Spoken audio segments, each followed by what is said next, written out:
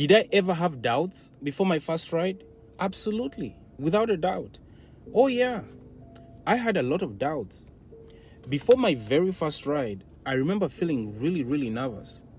I was in my car, the app was on, and I just sat there for a minute thinking, can I really do this? I kept questioning whether I'd made the right decision, whether this was the best use of my time, whether I could actually really be good at this. And it went even deeper than that. I was asking myself if my wife could trust me to bring in a steady income. I had doubts about taking care of my family.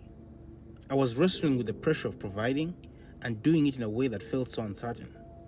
The emotional weight was real. It was. It was stressful too. I remember during the transition period, I lost approximately 20 pounds just from the anxiety alone. And here's the truth.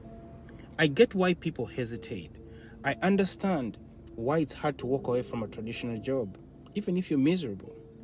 We're trained to follow structure, steady paychecks, health benefits, clock in, clock out. It feels safer, even if it's holding us back. But here's what I would tell anyone standing where I stood. You've already done this before.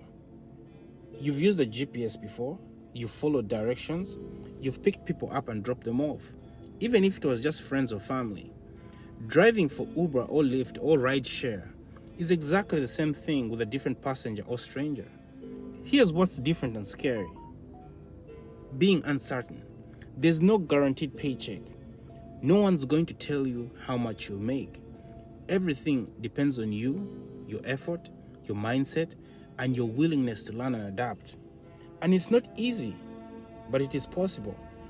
That first ride is the gateway. Once you do it, everything changes.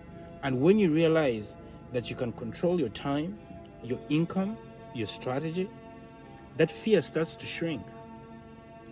Because at the end of the day, it all comes down to how bad you want it. Like anything else in life,